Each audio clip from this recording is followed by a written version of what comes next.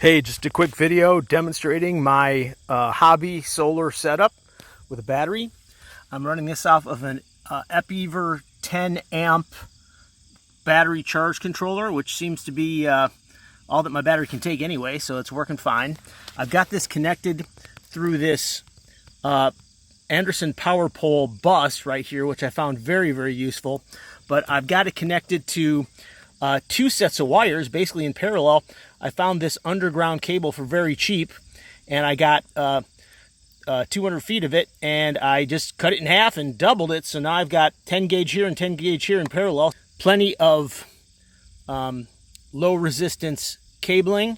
I've got this, these are from the panels, which are 280 watt panels in parallel, and I'm using this parallel adapter I got off of Amazon so I can connect two panels into one feed right there, and the feed goes right up into here into the PV.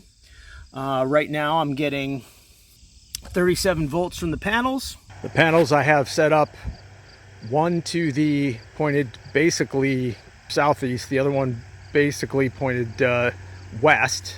I've got the feed from the charge controller coming all the way through the grass all the way up here and going into the house right there. So that's 24 volts going right in right there. These two cables, 10 gauge each, are in parallel.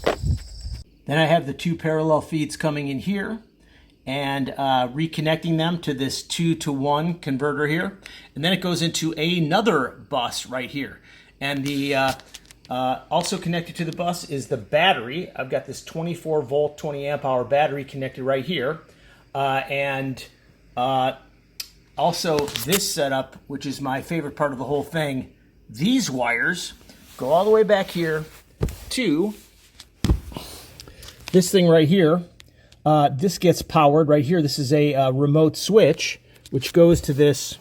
I basically just took an outlet and I wired it to 12 volts right there. So these plugs are 12 volts, and that outlet is 12 volts, which is why I don't have it especially secured there. It's 24 volts. But I plugged in these lamps right here. Here's one of the lamps, and I've got this light bulb that will handle anywhere between 12 and 80 volts. So that works great for 24 volts. And my favorite part right here is the remote switch, which I just have right here taped to the light switch. Just turn that on, and then the light goes on. Turn it off, light goes off. So this is DC that's running, and I have this light hooked up to DC as well as this light hooked up to DC,